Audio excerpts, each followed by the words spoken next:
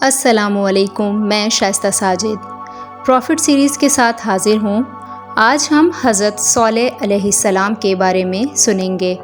اگر آپ سب میرے چینل پر نئے ہیں تو میرے چینل کو سبسکرائب کر لیں، بیل آئیکن کو پریس کر لیں تاکہ نئی آنے والی معلوماتی ویڈیوز آپ تک پہنچتی رہیں۔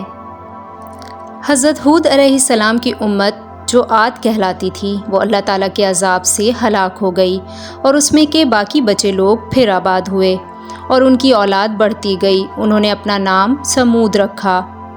یہ لوگ بھی آہستہ آہستہ بت پرستی کرنے لگے اور برے کاموں میں پڑ گئے، تو اللہ پاک نے ان کے پاس حضرت صالح علیہ السلام کو نبی بنا کر بھیجا۔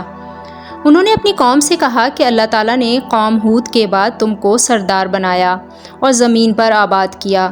تم زمین میں بڑے بڑے محل بناتے ہو اور پہاڑوں کو کاٹ کر اس پر گھر تراشتے ہو۔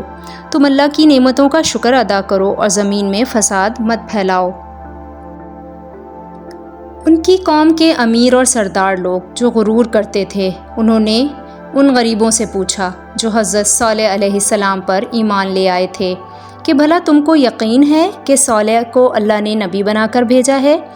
ان غریب ایمان والوں نے کہا کہ ہاں، ہم کو یقین ہے، حضرت صالح علیہ السلام کو اللہ تعالیٰ نے نبی بنا کر بھیجا ہے۔ اس پر مغرور اور امیر کہنے لگے کہ اچھا تم ایمان لاؤ، ہم تو ایمان نہیں لاتے۔ ان امیر لوگوں کو یہ تعجب ہوا کہ اللہ پاک نے کسی کو نبی بنا کر بھیجا تو ہم امیروں میں سے کسی کو نبی کیوں نہیں بنایا؟ حضرت صالح علیہ السلام برابر اللہ تعالیٰ کا پیغام ان کو پہنچاتے رہے، مگر کوئی ان کی نہ سنتا بلکہ الٹا مذاق اڑاتے۔ بلکہ آخر میں ان لوگوں نے فیصلہ کر لیا، حضرت صالح علیہ السلام سے کہا جائے کہ اگر سچے نبی ہیں تو اس پہاڑ میں سے اونٹنی پیدا کر دیں، ہم ایمان لے آئیں گے اور جانیں گے کہ آپ سچے نبی ہیں۔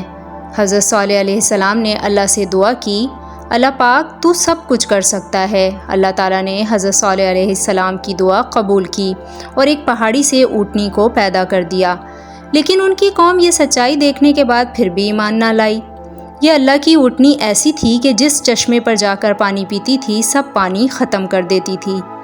اب تو ان کی قوم کے لوگ اور بھی پریشان ہوئے۔ حضرت صالح علیہ السلام نے اپنی قوم سے کہا کہ دیکھو، اس اونٹنی کے بارے میں مقرر کر لو، اور ایک روز تمہارے جانور چشمے سے پانی پئیں اور ایک روز یہ اونٹنی، لیکن دیکھو اس کو بری نیت سے ہاتھ نہ لگانا، یعنی اس کو تکلیف نہ پہنچانا، اور نہ تمہارے حق میں یہ اچھا نہ ہوگا۔ کچھ روز تک تو وہ اونٹنی کو حیرت سے دیکھتے رہے۔ ان کی قوم کے چند لوگوں نے مشورہ کر کے اونٹنی کو مار ڈالا۔